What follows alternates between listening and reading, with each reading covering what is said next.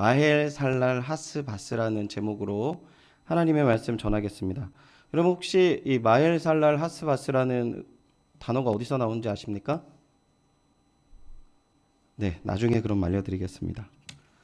네, 오늘 본문은 여러분 너무나도 잘 알고 있는 동방박사 이야기가 나오는 본문입니다. 저는 특별히 오늘 본문을 굉장히 좋아하는데요. 그게 왜 그러냐면 제가 유년부 때 첫 번째로 교회에서 연극을 할 때 동방박사 3이었습니다. 그래서 아무것도 대사가 없어서 너무 좋았고요. 몸에 치장은 많이 하고 나오는데 대사가 없더라고요. 그래서 딱 서 있다가 이렇게 뭘 드렸는지는 기억은 안 나는데 딱 드리고 이렇게 딱 하는데 박수를 막 치시더라고요. 그래서 너무 좋은 기억이 있습니다. 집에 다들 무슨 일이 있었는지 모르겠지만 얼굴 푸시면서 우리 말씀을 받겠습니다. 네.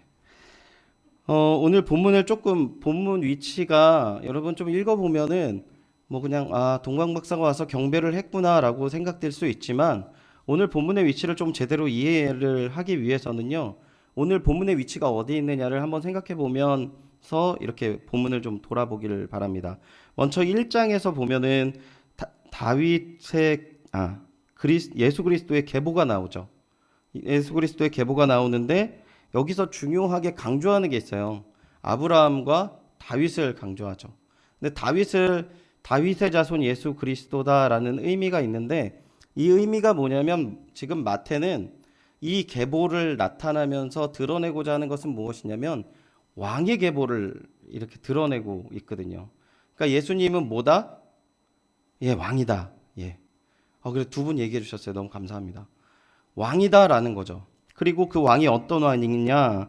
그 계보 이후에 18절부터 25절까지 나와 있어요. 어떤 왕입니까? 예수라는 거죠. 구원자라는 거죠. 정복자, 위대한 왕, 그게 아니라 우리를 구원하실 왕이라는 거죠. 그리고 그 왕이 어디 있습니까? 임마누엘, 우리와 함께 있다. 그걸 이야기하고 있어요. 자, 2장에서 우리가 시작할 때 2장 1절은 배경을 이야기하고 있거든요. 배경을 한번 보시면 첫 번째 어떤 배경이 있습니까? 헤로드 왕 때라고 나와 있습니다. 이 헤로드 왕은 이 헤로드 왕가의 첫 번째 왕이에요. 이 헤로드 왕 때에 예수께서 어떻게 했다고요? 유다 베들레헴에서 나셨다라는 거죠. 그리고 그때에 헤롯 때에 유다 베들레헴에서 나실 때 동방으로부터 박사들이 예루살렘에 왔어요. 지금 그게 배경입니다. 근데 그 예루살렘으로 찾아온 이 동방 박사가 이 예루살렘을 찾아와서 뭐라고 얘기했습니까? 2절입니다. 2절 한번 읽어보죠. 시작. 유대인의 왕으로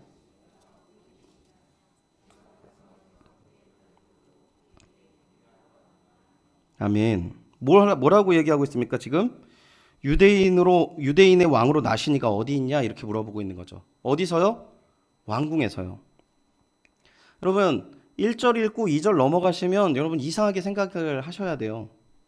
헤롯 왕 때에 예수님 나셨는데 동방박사가 와서 이제 예루살렘에 와서 이 헤롯이랑 이야기를 하니까 궁이겠죠. 그 궁으로 당당히 찾아가서 누굴 찾습니까? 유대인의 왕으로 계시니가 어디 있습니까? 이렇게 얘기하는 거예요.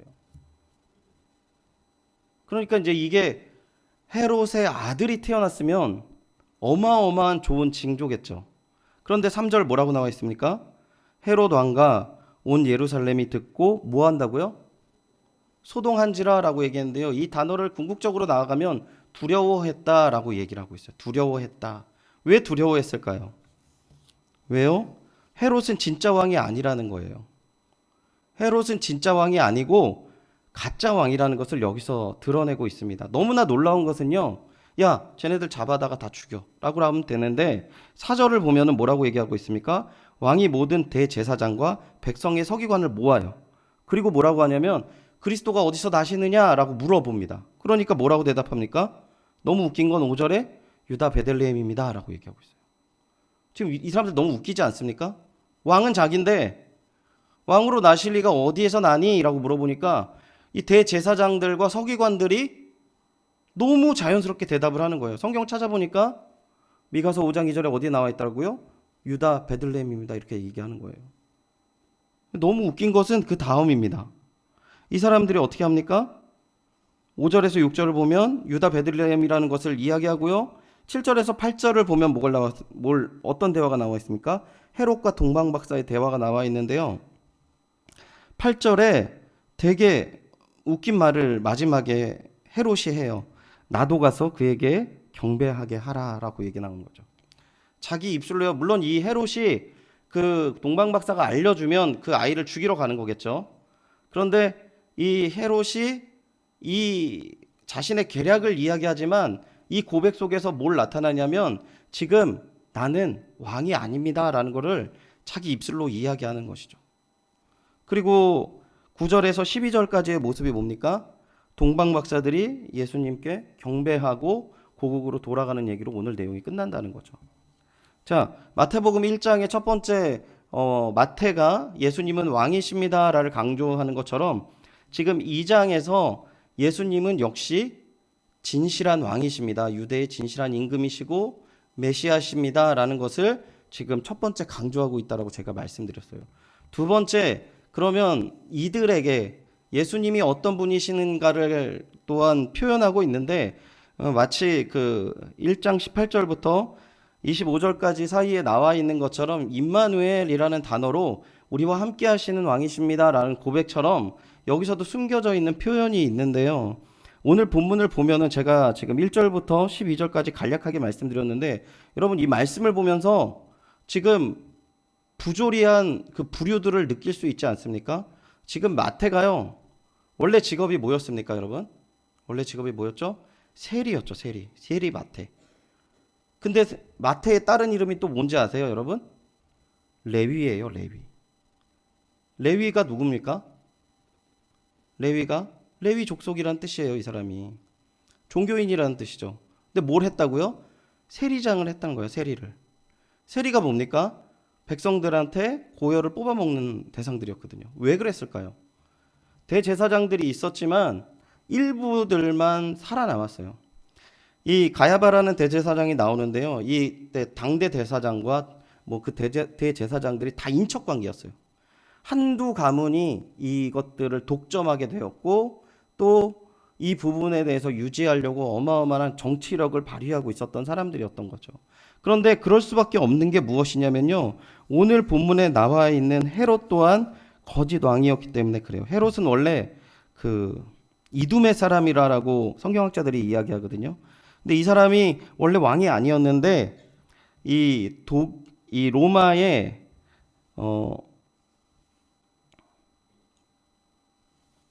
로마의 그 유력한 사람이 이 헤롯을 지지함으로 말미암아 유대인의 왕이 되었어요. 근데 유대인의 왕이 되었지만 이 이두메 사람, 그 유대인이 아닌데 왕이 되니까 이 성격 나쁜 이스라엘 사람들이 안 받아주죠.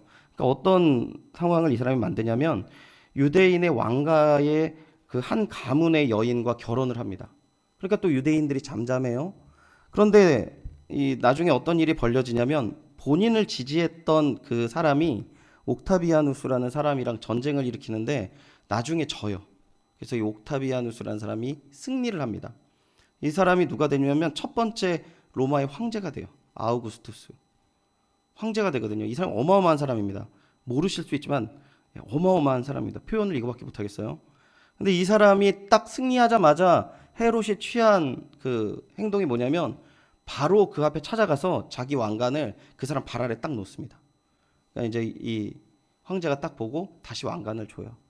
그래, 네가 충성을 맹세한다면 난 너한테 다시 왕직을 허락하겠다. 그리고 보냅니다. 보내는데 이제 이 오늘 새벽에도 말씀이 나왔지만 이 악티움 해전에서 승리를 하고 마지막으로 자기한테 복속하지 않는 이집트를 이제 혼내주기 위해서 원정을 떠나는데 이때 헤롯 왕이 모든 자기 재정을 다 동원해서 이 왕을 섬겨요. 그러니까 이 왕이 어떻게 하냐면 그 유대 말고도 다른 땅들을 이 사람한테 하사합니다.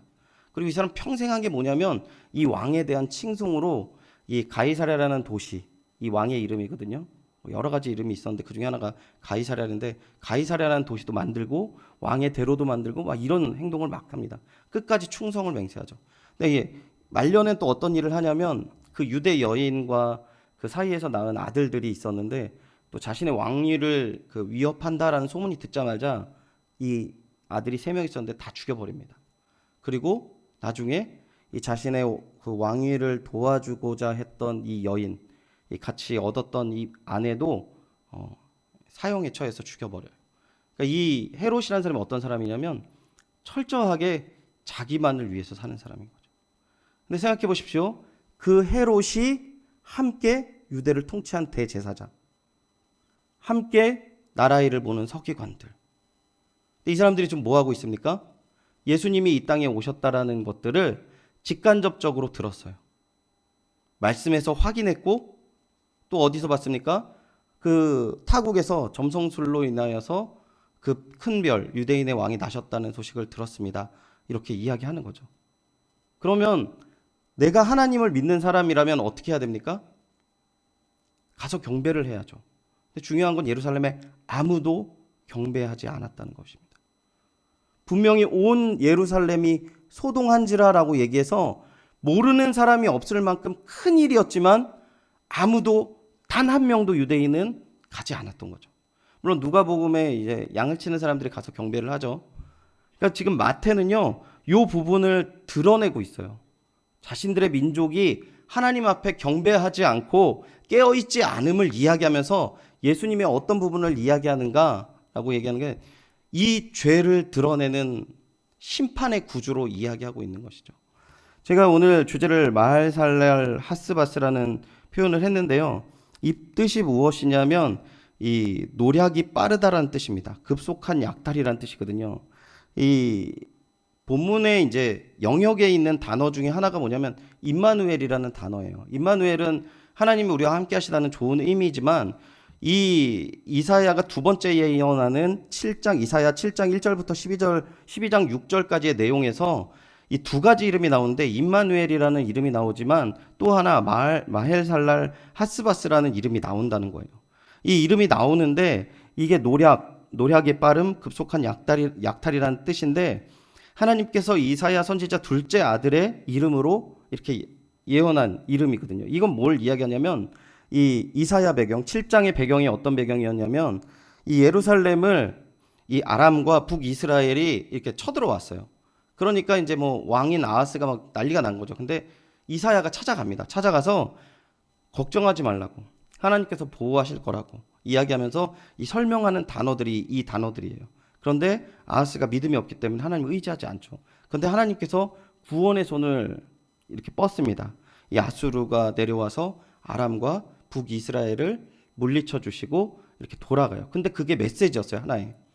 하나님이 구원이 임하지만 하나님을 따르는 자들에게는 구원이지만 하나님을 따르지 않는 자들에게는 뭐라고요? 심판이라는 거죠. 그래서 그 예로 이스라엘 보여준 겁니다. 아람과 북이스라엘이 아수르에 멸망하는 내용을 가지고 지금 이 이사야의 메시지를 보여주고 있는 거예요. 하나님 믿지 않으면 어떻게 된다고요? 심판을 받게 된다는 거죠. 그리고 오늘 그 마태복음 2장에서 지금 드러내고 있는 내용이 바로 여기인 겁니다. 그들의 민족이 하나님 앞에 나아가지 않고 뭐에 지금 집착하고 있습니까? 뭐에 집착하고 있어요? 자신이 가장 소중한 것에 집착하느라 하나님께 나아가지 않는 거예요. 자신이 소유했던 이 권력을 놓지 않기 때문에 하나님께 나아가지 않습니다. 그 결과가 뭡니까? 결국은 그 은혜의 자리를 누가 누리고 갑니까? 동방박사들이 누리고 갑니다. 여러분, 동방박사가요, 이 역사적인 배경에서 주석들을 내가 자 보니까 이 별을 보고 그 별을 따라가는 것은 당시 이 점성술에 능하는 유명한 그 박사들의 그 행동과는 너무나도 거리가 먼 행동이었다고 하더라고요. 그리고 이게 동쪽에서 왔다고 하는데 어느 나라인지 몰라요. 어느 나라인지 모른다는 얘기는 뭡니까? 아주 먼 곳에서 찾아왔다는 거죠. 왜요? 예수님 한 번 보기 위해서. 예수님 단 한 번 보고 자신에게 가장 소중한 황금과 유향과 모략을 예수님께 드리고 그냥 경배하고 돌아갔어요. 그런데 이 사람들에게 가장 전성기가 어디였습니까? 여러분? 그 먼 길을 목숨 걸고 오고 또 목숨 걸고 찾고 결국은 그 예수 앞에 나아간 그 자리가 이 사람들에게 너무나도 가장 소중한 자리였던 거예요. 너무 놀라운 건요. 본문에 보면은 이 동방 박사들이 예수님, 제가 이거 줬으니까 뭘 꼭 주세요. 라고 한 것도 아니고 예수님이 있던 곳이 어디였습니까? 마구간이었다는 것이에요. 그런데 단지 예수님만 찾아가서 예수님만 바라보고 예수님만 만나고 경배하고 돌아가는 모습을 지금 예루살렘에서 토동하고 움직이지 않는 그들과 마태는 대조하면서 이 땅 가운데 오시는 예수님을 믿고 따르는 자에게는 구원이 임하지만 예수님을 믿지 않는 자들에게는 뭐가 임한다고요? 심판이 임한다라는 얘기를 하고 있는 것입니다. 말씀을 조금 정리를 하면은요. 우리가 하나님 안에서 이 신앙생활을 하면서 항상 행복하고 즐겁게만 나아가지 못하는 경우가 참 많은 것 같아요. 여러분 왜 그런 것 같습니까? 왜 그런 것 같아요? 여러분 제일 은혜로운 자리가 어딘 줄 아십니까? 예배당에서? 어디인 것 같아요? 저 손을 들길래 이야기하신다고 드는 줄 아셨어요. 옷을 입으시는 거군요. 예전에 저희 모교회 목사님께서 저한테 뭐라고 그랬냐면 제일 앞자리가 은혜 자리야. 두 번째까지 은혜 받는 자리 막 이렇게 해가지고 그때 막 저희도 쟁탈전이 일어났어요. 앞자리에 은혜 받는다고 막 나온다고. 근데 시간이 지나고 나서요. 앞자리가 정말 좋은 자리더라고요. 왠 줄 아십니까? 앞에만 보니까요. 뒤에 가면은요. 볼 게 너무 많아요. 옆에도 보고. 또 맨 뒤에 있으면요. 몇 명밖에 안 왔네. 이런 게 보여요. 근데 맨 앞자리에는 그냥 앞에 있는 목사님만 보이고 내가 기도할 때도 다른 거 신경 쓰지 않아도 되더라고요. 여러분, 우리가 주님 안에서 어려움과 그 환난과 고난을 맞췄을 때 어떻게 회복이 될 수 있을까요? 유일한 표대 대신 예수 그리스도를 바라보는 데에 그 회복이 있는 줄 믿습니다. 여러분, 우리가 왜 맨 앞자리에서 제가 이야기를 하겠습니까? 신앙생활 하는데요. 주님만 바라보면서 나아가야 될 부분들이 분명히 있는데 주님을 바라보기는커녕 내 것을 바라보느라 하나님 바라보지 않아요. 그런데 다른 게 또 보이는 거죠. 그러니까 어떻게 합니까? 거기에 신경을 쓰는 겁니다. 다른 것들이 들어와요. 그렇게 되면 어떻게 합니까? 기도도 안 돼요. 말씀도 안 들어오죠. 그럼 어떻게 해야 됩니까? 이게 계속 진행되다 보면요. 정말 내가 여기 뭐 하는 사람인가 이런 생각이 들 때가 있어요. 그럼 어떻게 해야 됩니까? 우리 유일한 길은 다시 예수님 바라보는 것밖에 없어요. 지금 마태복음 처음부터 끝까지 뭐라고 하겠습니까? 예수님 유일한 구원이라고 말씀하세요. 예수님은 유일한 우리의 구원자라고 말씀하시지 않습니까? 근데 우리 정말 어렵고 힘들 때 주님만 바라봅니까? 주님 앞에서 나의 모습을 돌아봅니까? 주님께서 이 땅에 오시고 우리가 예수의 이름을 부른다는 것은 첫 번째는 우리 스스로를 돌아본다라는 것이에요. 우리 어떤 모습이 있는지 내 스스로 판단하는 것이 아니라 내가 지금 덕지덕지 붙여있는 이런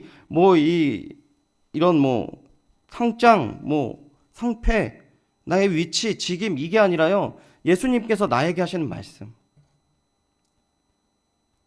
하나님 말씀 들을 때 어떻게 되십니까? 그거 진짜 송 목사는 정말 들어야 되는데. 그거 진짜 전 목사는 들어야 되는데. 이렇게 생각하세요. 하나님이 주어지는 말씀 한마디 한마디를 누구를 향하여서 가는 이 날카로운 화살이나 칼이 아니라 나를 향한 하나님의 메시지가 무엇인지를 본문 속에서 비추어 보고 내가 지금 어느 위치에 있고 주님 안에서 지금 주를 바라보지 않고 무엇을 하고 있는지 살펴보는 귀한 은혜의 말씀이 있다라는 사실입니다. 오늘 이 시간 주님 앞에 기도하고 나아갈 때 주님을 만나는 귀한 역사가 있기를 축원드립니다. 여러분, 주님 바라보시지 않으면요. 우리가 한 걸음 한 걸음 주님 앞에 나아가지 않으면요. 아무것도 없어요. 교회를 아무리 크게 지어서 뭐합니까? 그 안에 하나님 안 계시면?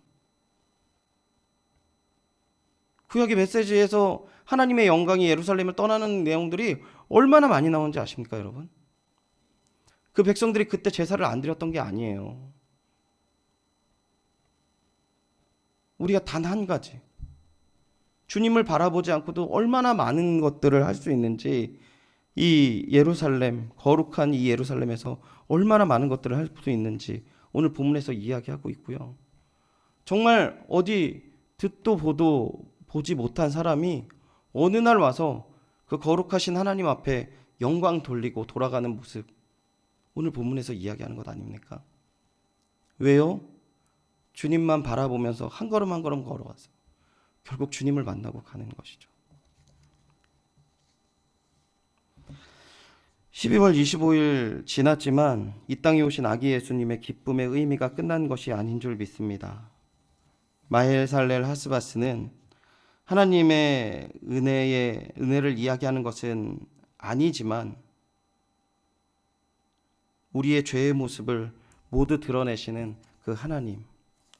하지만 그 드러내심과 동시에 하나님께서 예수, 임마누엘의 하나님으로 오심을 바라보시면서 그 은혜를 붙잡고 회복되는 귀한 은혜와 사랑이 이 2018년 마지막 보내는 금요 기도회에 여러분 풍성하게 임하시기를 축원드립니다.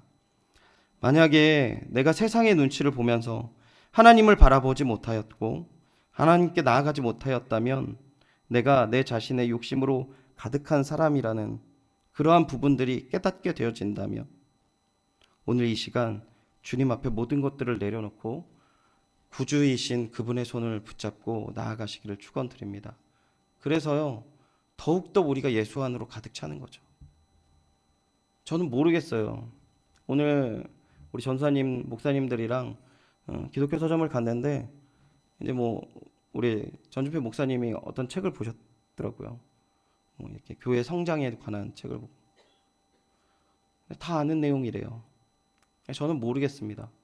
뭘 해야 교회가 성장해야 되고 뭘 해야 어떻게 교회가 나아가야 될지 잘 모르겠어요. 단 우리에게 허락하신 주 예수 그리스도의 은혜가 내가 없으면 아무것도 아니라는 사실 너무나도 잘 알고 있고요. 오늘 하루 그 은혜를 붙잡으려고 몸부림치는 곳에 하나님께서 은혜 베푸실 줄 믿습니다. 그 은혜의 시간, 그 하나님의 은혜를 누리는 귀한 이 기도의 자리가 되시기를 축원드립니다.